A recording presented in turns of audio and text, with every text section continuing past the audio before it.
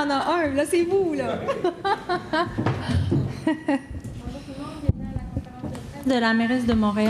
Welcome to this press conference by the Mayor of Montreal, Madame Valérie Plante, as well as the Montreal Public Health Regional Director, Dr. Mylène Drouin. So, hello, everyone. And hello, Dr. Drouin. We haven't seen each other all week. So here we are, once again, together to talk to you about how things are going in Montreal, but also the upcoming events. And I think that the one that that is in our minds the most is the opening of businesses that is planned for, and there shouldn't be any changes, for Monday, the 25th, and we're happy about this. We know that for the merchants and retailers and business owners, it's been hard since the beginning of the pandemic, and we consider that the decisions that was taken by the government of Quebec and, of course, public health is the right one. And we will be there, of course, to support merchants, business owners, and support the population as well to go toward their local businesses. As you know, since the beginning of the pandemic, the City of Montreal has deployed many support measures for those business owners to help them get through the crisis. These measures have taken different shapes, whether it be direct financial help like subsidies, but also help in training for business owners, for those who wanted to go toward online shopping, for example, amongst other things. And all in all, it's close to 2,500 businesses that have taken advantage or are taking advantage of this accompaniment from the Economic Development Services of the City of Montreal to be with them during these difficult moments. For example, to know where to get the different sources of income and financial help that exists at other government levels. So today, with the imminent reopening of businesses, the city continues with its efforts. For us, it's very important to be able to be there with them. First, I wanted to tell you that the city has concluded a partnership with Architectes Sans Frontières to offer business owners expert advice that will allow them to rearrange the inside of their businesses in order to respect physical distancing and the guidelines from public health. This is $150,000 in help from the city to this architecture firm, and technical support to over 100 independent business owners. This will also produce an adaptation guide that will be available freely, free access, and it's going to come out in June to help all business owners to adapt themselves to this new reality. Now, to make sure that this reopening of stores be done with safety, the City of Montreal is also going to be increasing the number of inspectors thanks to a group of preventionists from the Montreal firefighters, as well as inspectors in food. So it will be 60 people, extra people, who will be right there to create awareness and do prevention with business owners. These teams will allow to improve the efforts of the Commission of Safety at Work, or the CNESST, with which an agreement has been concluded to make this deployment possible. And we're very happy about this collaboration. Now, we know that the reopening of businesses is a step that is quite significant. It will allow us to see returning back to a more normal life. Okay, we'll have to define what normal means now, but more freedom, at least I would say, in our movements. But I have to say, this is not the time to slacken with our efforts. And I invite all of us to permanently keep in mind what the recommendations are and to continue showing a lot of discipline and collective intelligence. So I thank all of us in advance for that. And I invite all Montrealers who will be going to the Montreal businesses, or who plan on taking public transportation, or who go in places where the 2-meter distance is difficult or even impossible to respect, to please wear a face covering. Face coverings must be part of our habits. We must have it at hand in case. It is the right thing to do, and once again, it is to protect ourselves, but especially to protect others.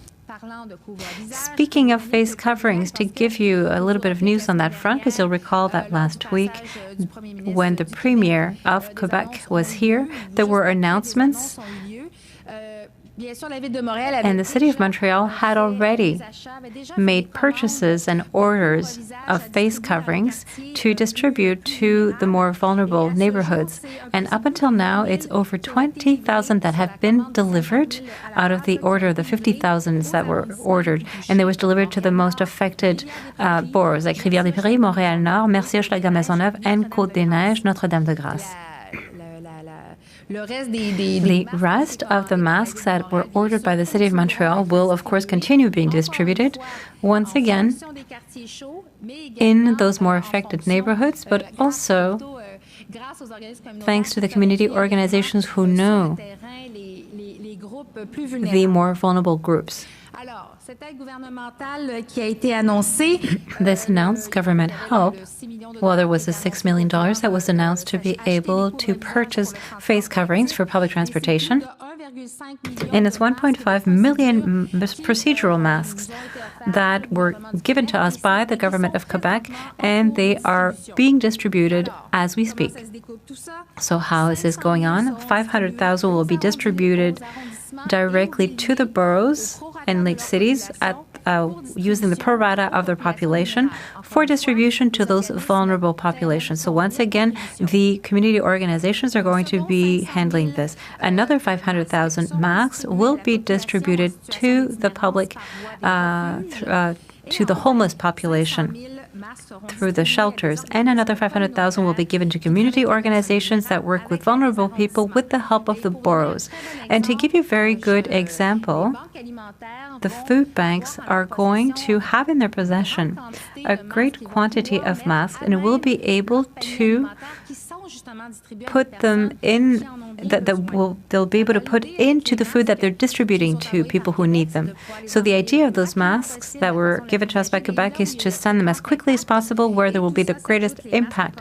And of course, to that is being added the masks that were ordered by the City of Montreal. And to end with, I wish to say, whether it be for the masks that will be distributed by the City of Montreal or those that will be single usage in the meantime, we could call them, the transition masks, or all those who in their possession and use throwaway masks, I ask you to please show that you are responsible. Don't just throw them all over the place.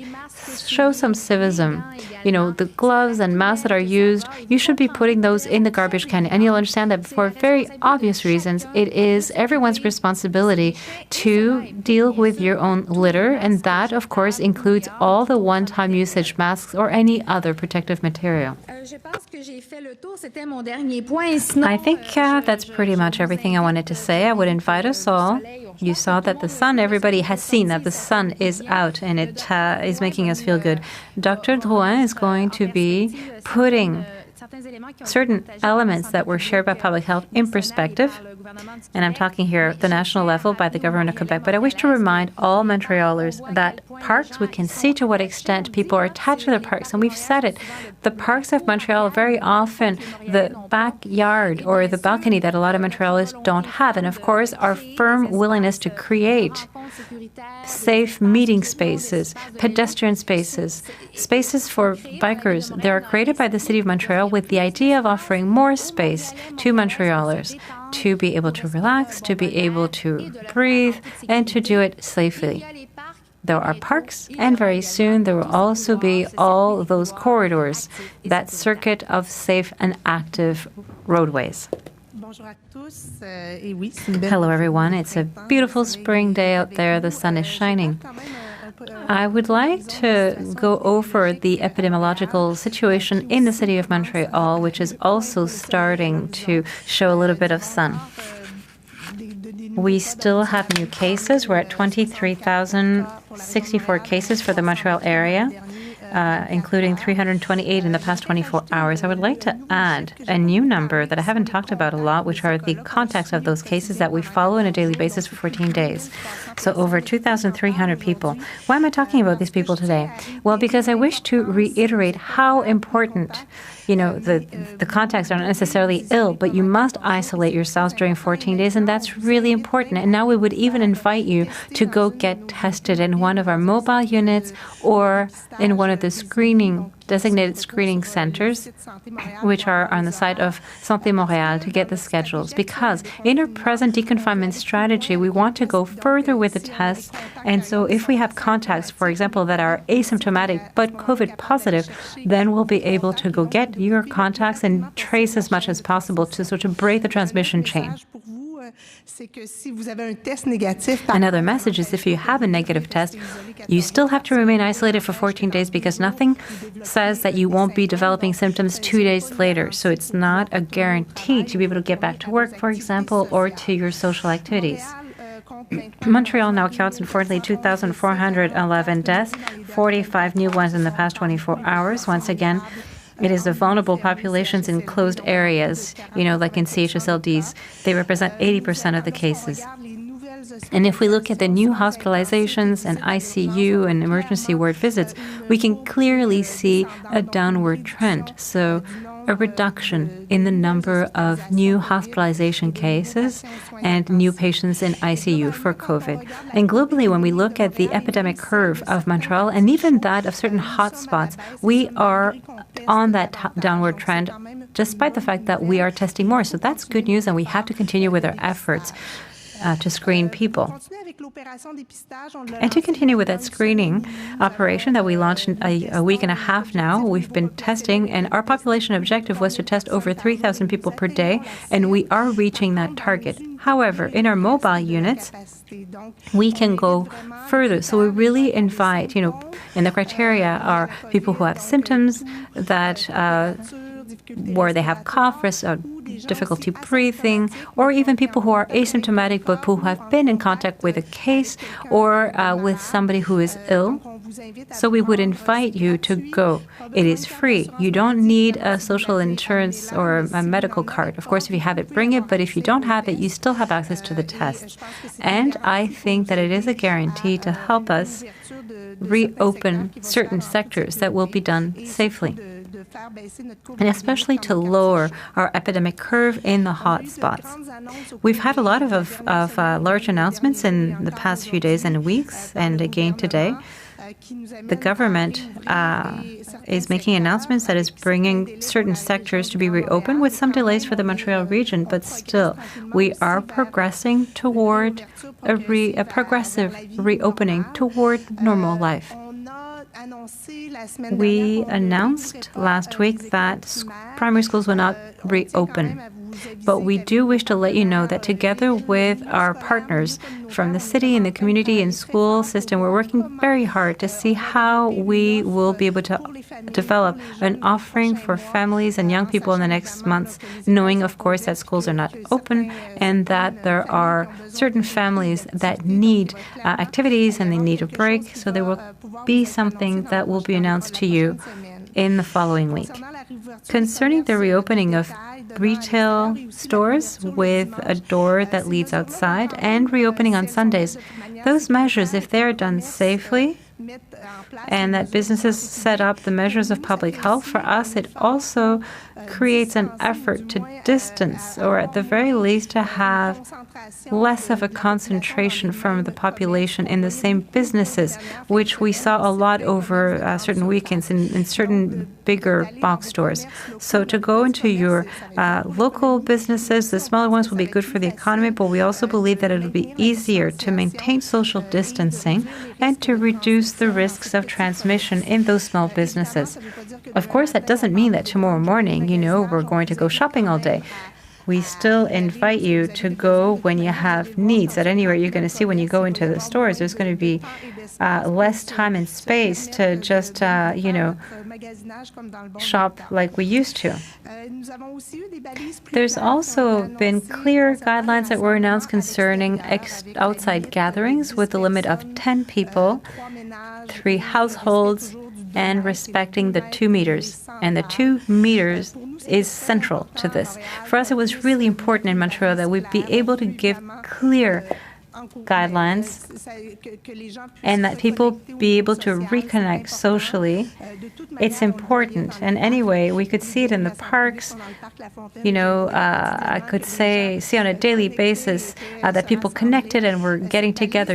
We are in La Fontaine Park. So that threshold of 10 people has to be respected. That means you can have 3 households, 3 families that are respecting the 2 meters and who are sharing, a picnic, an unshared picnic, but together, over an afternoon. So I think that it is that kind of thing that will bring us to, the clearer things are, the easier it is for us to respect everything. And I'd like to get back to the face covering. Face coverings, the more we reopen certain sectors, the more it will be important. We are recommending this very strongly to wear it in public transportation and in stores where the 2-meter distance is not easily applicable. This is a recommendation. Obviously, we don't have the intention of making it mandatory. And with the distribution, and we already see it, the population is responding well to this recommendation. So I understand that we all have a lot of questions about the reopening. For certain, some people find that it's too quick, and others are saying, finally, this is a little bit of a breath of freedom. So we're going into a phase that we're calling the deconfinement phase, or that's modulated. Well, we'll have to have almost like a dance, like a tango, to look at what's going on, but while remaining, while following the recommendations of public health with solidarity, because the success of this reopening depends on our collective ability to follow and maintaining distancing, and of course, following the recommendations of the face covering, respiratory etiquette, etc. So I think that we should, of course, remain united throughout all this, and even though we are getting to what we call the new normal, there's still a great part of the population who, for them, it's not a new normal. They still have needs.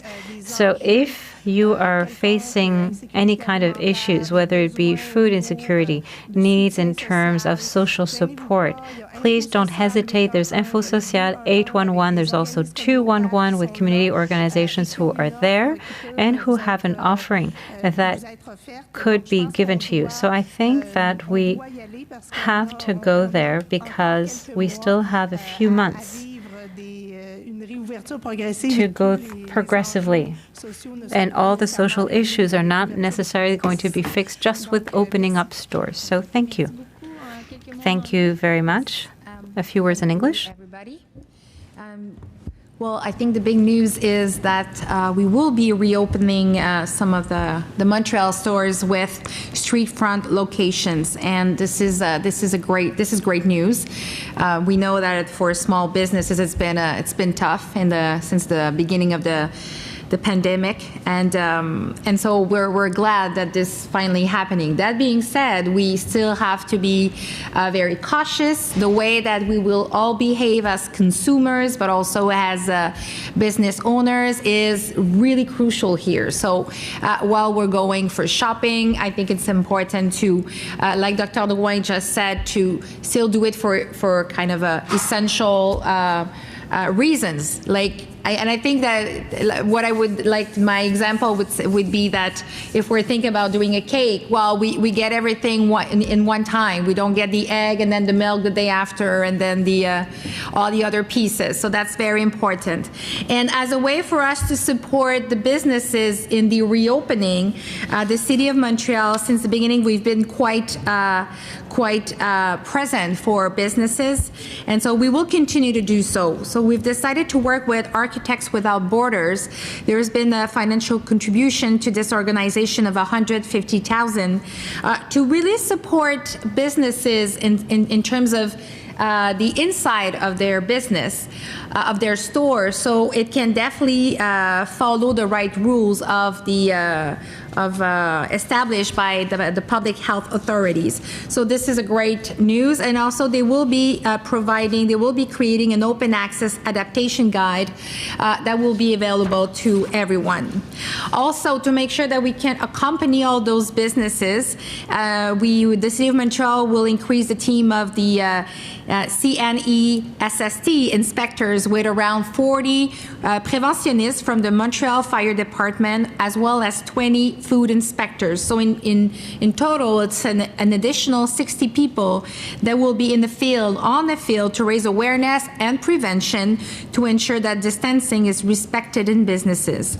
So I think it's, again, it's a way for us to show our support, and because we want to make sure that everybody's making efforts to respect the recommendation. So as I was saying, the reopening of stores is a major step. And for this to work, I'm definitely encouraging people to keep the 2 meters distance. And if you're not able to do so, whatever you're in public transport or you're going in your store to get something, please wear a face covering. Have it on you. It's the best way to protect yourself, but also to protect others. And speaking of face covering and masks, I wanted to say that the 50,000 reusable face coverings ordered by the City of Montreal. There's more than 20,000 that have been already delivered to the most affected boroughs. I'm thinking of Montréal-Nord, Rivière-des-Prairies, Mercier-Hochelaga-Maisonneuve, et Côte-des-Neiges, Notre-Dame-de-Grâce. And of course, thanks to the government's help, we now have 1.5 million procedure masks for distribution in the next few days. So to tell you a bit how this will be divided, there's 100,000 that will be distributed to boroughs and cities in proportion to their population and for distribution to vulnerable population. 500,000 that will be distributed to the homeless population through shelters, and finally the last 500,000 will be distributed to organizations that works with vulnerable people with the help of the boroughs. And the example I was using is that all the food banks will have an important quantity of those masks, so they can actually put it in a basket to the people that are already receiving food basket and might be in need also to protect themselves. So we're really trying to be as agile and responsive as possible. And of course, I'm inviting all Montrealers again, though it's beautiful outside and it's really tempting to go to all rush in the parks. Please, it's important to keep your distance, and it's also a reason why, the parks are there, but it cannot be the only place where Montrealers can go. So we're working really hard toward putting together our circuit des voies actives sécuritaires, which will allow Montrealers to walk, to bike from one place to another. But again, it's important for us, for everybody to respect the new recommendation that Dr. Drouin is going to share with us today. Thank you. Thank you. I will say just a few words on the epidemiological situation and on some recommendations that were given by the Quebec government. So today we have more than 23,000 cases in Montreal, and since the last day we have 328 new cases. We deplore 2,400 deaths, and it's 44 deaths since yesterday. So I want to offer my sympathy to all the family members of those persons. What we're seeing when we're looking at the hospitalizations or intensive care unit for COVID, we have a decrease that is quite constant since last week that we're seeing. So this is a good thing. And when we're looking at the global epidemiological curve, we're seeing that we're going, even though we're testing more and more every day, we are declining the curve. And we're seeing this also in different boroughs where we have hotspots, where we have community transmission. So this is quite a good news, but we still have to be vigilant, and we still have to continue testing in those neighborhoods.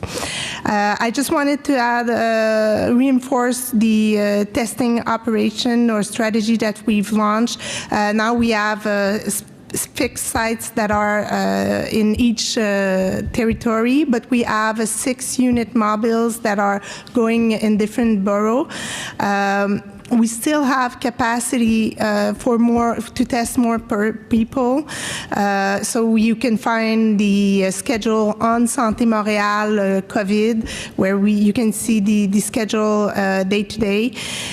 We ask people that have symptoms, people that were in contact with a positive COVID person, or people that were in contact with someone that was sick or had the symptoms related to COVID, to go and get tested. And contacts, it is important to get. When public health calls you and asks you to stay isolated for 14 days, it is important. But now we're adding a new recommendation, which is to go to our unit mobiles and get tested. Because if we see that we have a high percentage of asymptomatic person that are positive, and that can be contagious. So we want to identify those persons, to isolate them, but of course to find out their contacts where we can intervene. I just want to say that the unit mobiles are free, and even people who do not have a health insurance card can access tests. We've seen the government has announced that the schools weren't going to reopen for the school year, and we're working hard with the City of Montreal, les commissions scolaires, and community groups to see what will be the offer for families and for youth in the next months, to help them have activities, but have also activities, and to help the most vulnerable. Also, like Madame Plante just said, with the reopening of retail stores, for us it is a positive thing, a good thing, and reopening retail stores on Sunday also, because we've seen in the last weeks that big stores, how do you say, comme des Costco, the big shopping mall, or not shopping mall. Shopping mall. Voyons, c'est des surface stores. Surface stores were really, there was really a lot of people in those big stores, and we think box stores. Opening more stores and 7 days a week will have a facility to put to respect the distanciation. We've also added the recommendation concerning gatherings. So for us in Montreal, it is quite important that this recommendation be clear. And now it is 10 person that can gather, a maximum of 10 person, and always respecting the 2 meters. And for the face covers, we still, knowing that the stores are reopening and that there's going to be more and more people in stores and in public transportation, for us it is still highly recommended recommendation to wear the cover your face. It is going to be there is going to be some distribution. It is not going to be mandatory, but for us, we're still seeing right now that the population is using more and more the mask. So I just want to say that, I just want to finish by saying that with all those reopenings, some people are looking at this in favorably good ways, and others are saying that maybe it is too early. I think we're going to see, we're all together in this big adventure to respect the recommendation and to see if we can stop the community transmission, but at the same time making, going to a more normal life and a normal activity in the city. So I think we're all in this together, and we have to stay united and stay vigilant in respecting the public health recommendations. Merci. J'ai l'habitude de commencer avec le journaliste qui est... Thank you. We will now be starting with the question period. Donc, en français, j'ai Marie-Michel Lauzon de Radio-Canada. Quelles seront les directives de... What will be the guidelines by the city to support day camps and ensure the health and safety of children this summer? Well, As we were saying, our wish, and we're working on that together, is truly to be able to offer activities and a break as well, because I think that it's quite necessary and healthy for children and parents as well. There are challenges. The willingness is there. Things are going to be ready by June. And of course, there are challenges in terms of human resources to get enough monitors and counselors for the day camps, because of course the groups have to be smaller. That means more people. The same problem that we had with classrooms, with the school system. Same thing for spaces as well. And of course, depending on what will be accessible in terms of sports infrastructure, because of course, usually municipal day camps count on the municipal infrastructure, so we'll have to adapt ourselves to that as well. So we're working on that, and it will be respecting all the public health rules, of course. A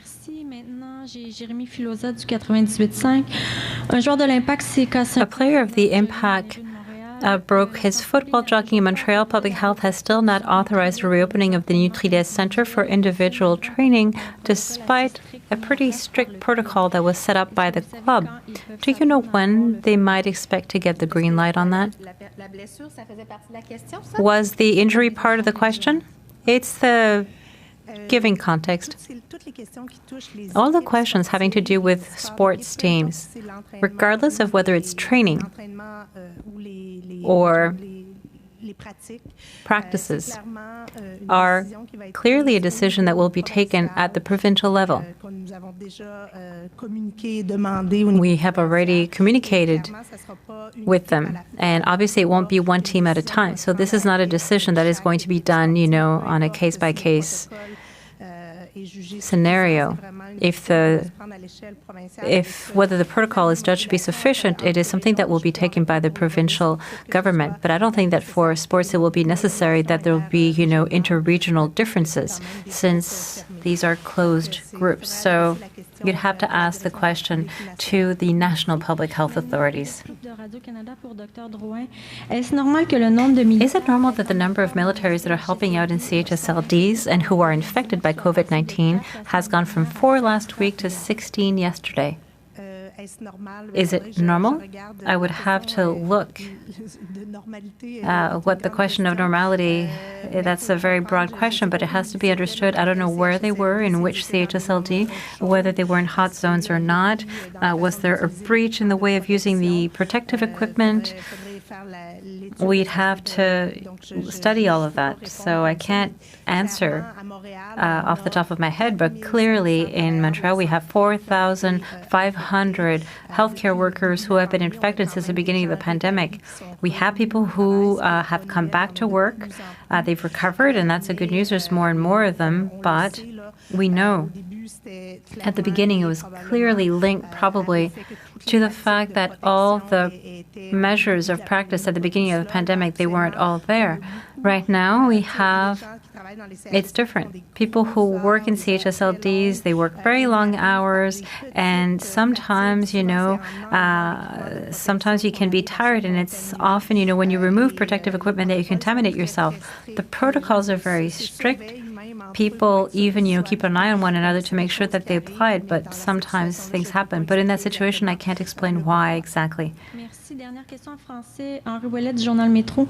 Pour Madame la mairesse, est-ce que les inspecteurs supplémentaires... Are the extra inspectors of the city, the preventionists, are going to be sent to hot zones in particular? Or they're going to cover the entire territory? So, of course, that will include all neighborhoods together. The idea, even if we increase the number of inspectors, we can see very well that, now, I'm not saying that it's not enough, but, we could have more. But clearly, our wish is to go in those neighborhoods, actually in all neighborhoods, and to prioritize those places that are most affected, the same way as we do it with masks. So it's the same approach. And I would just like to add, and of course I wish to thank the city, because all of those brigadiers, if you will, all those preventionists are going to help us make it that the places are going to be well prepared. But on the side of public health, as soon as there is an environment where there is one case, of course it is reported to us and we look at the practices, but as soon as there are 3 cases in a work environment, we declare it as an outbreak, and then there is an intensive intervention from a team of public health in the field that of course looks at all the practices, the isolation of the workers, contact tracing, sometimes even screening can be done. So we're very proactive with those. Since the beginning, it's 114 places of work in which we intervened.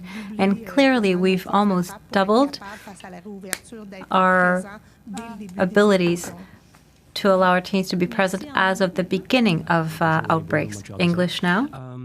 Madame Drouin, if you could give and say the numbers we've seen over the last week, what is your sense of the portrait for Montreal in the large sense?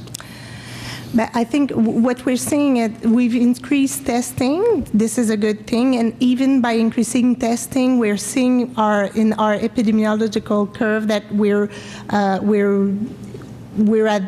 in the descending path, saying like that. And what is good is that even in the boroughs or in neighborhoods where we had sustained community transmission, we're seeing the same tendency. Not all neighborhoods, but in some of them, like Montreal Nord, for example.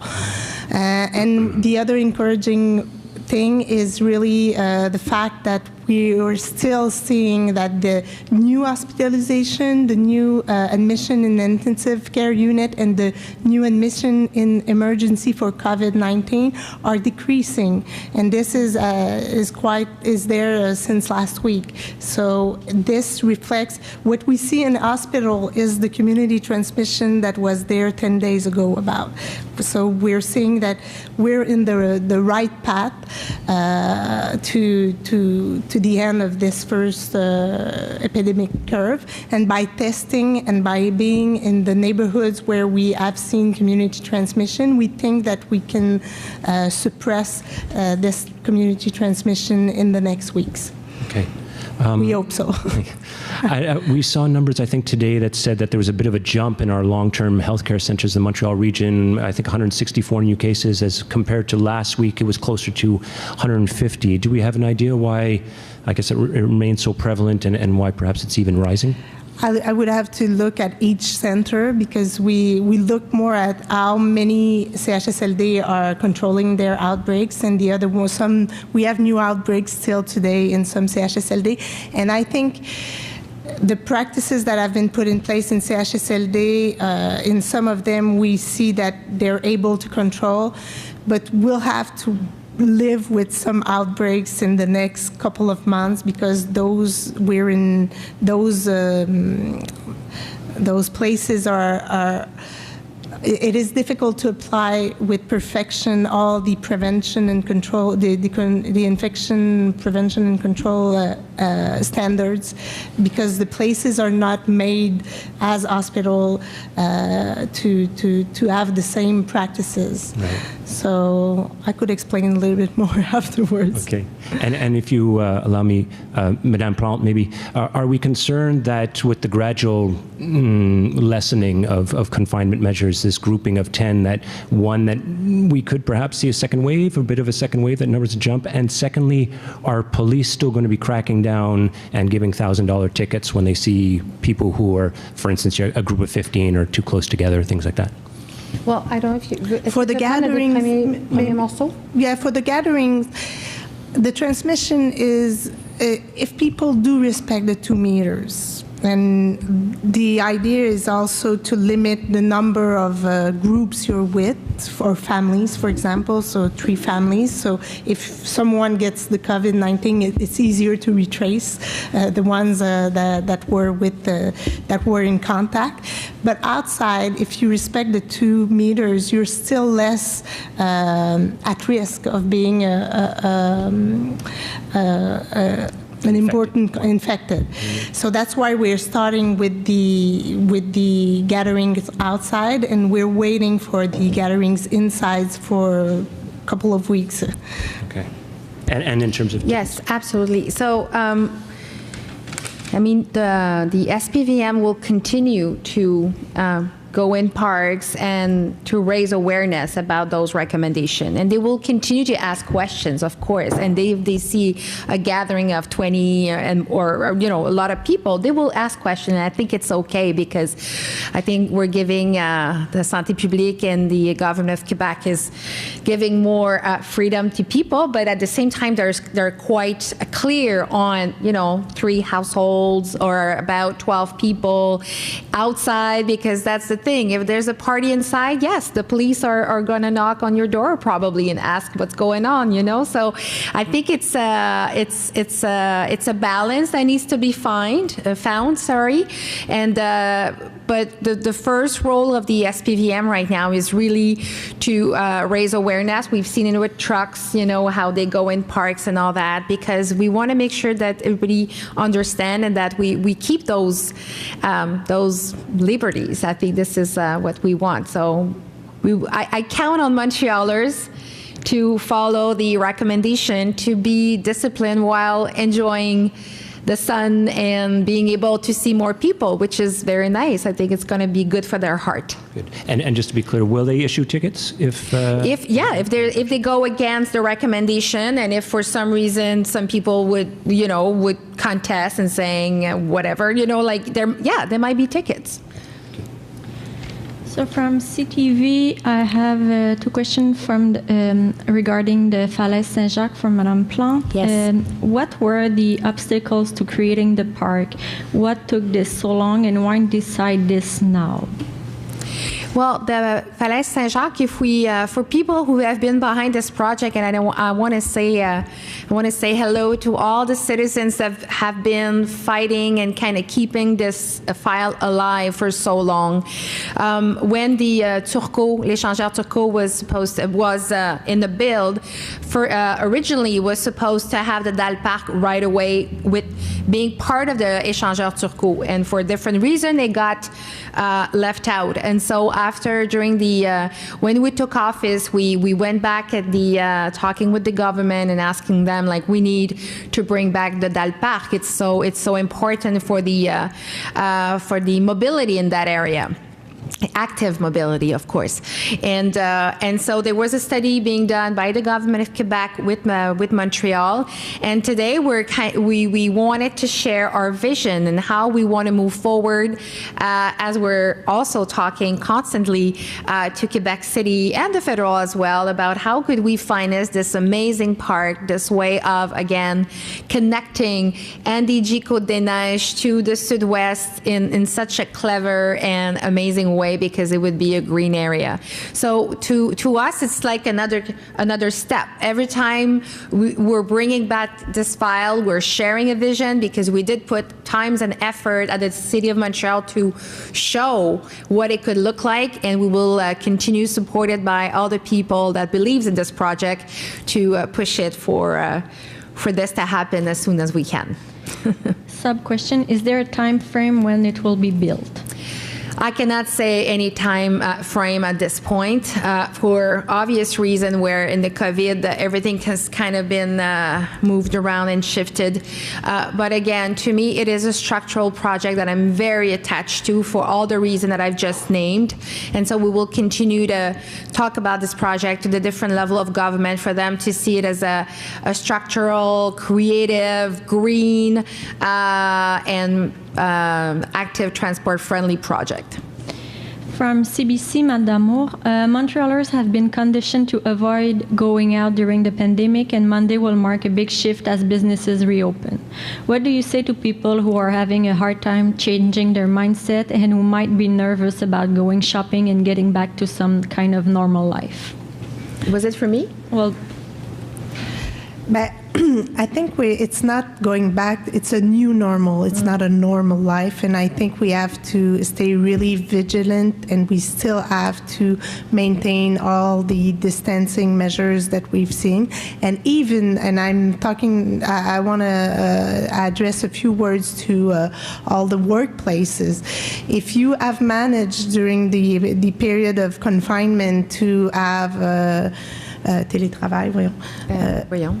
Working At home, en tout cas, télétravail. I think we are still, and you have the possibility to maintain télétravail. It is necessary to maintain so that we have less person in public transportation. And at the same, as I was saying, I think it is not. We have more stores open, so it is, and they're going to be open 7 days a week. So where it is going to facilitate distanciation, but at the same time, it's not time to go shopping or do window shopping or to hang out to just see what's the new colors of the new spring's colors. But I think we still have to go shopping for what the needs that we have, and to reduce and to stay to shop locally. Anything to add, Madame? Non, je pense que c'est très bon. Second question, maybe for Madame Plante. What we are hearing that police are giving tickets worth thousands of dollars to homeless people downtown because they're not observing social distancing rules. Advocates say these tickets are useless and marginalize people with very few resources. Will you ask police to stop handing out these tickets? Well, I've already shared a public statement about a situation that happened at Square Cabot, and for me, it is very important that we keep in mind all those social, how would I say, why some people might be in the streets, and we don't want to marginalize them even more with giving them a ticket. It's never the first option. So it's hard for me to speak about every case, of course, but in general, when a ticket is given, it's because different attempts has been done. And this is where also the City of Montreal has been so proactive in creating shelters and day centers so we can create a safe space for people in a homeless situation. But again, as Mayor of Montreal, I do not encourage, I don't think this is I do not agree with giving a ticket to a person who is already vulnerable, but at the same time, there has to be a common sense and a community sense of security for everybody. So I'm not going to go and comment every situation, but in general, those should be the moral standards that kind of conducts all those interventions. Merci beaucoup tout le monde. Merci. Thank you, everyone.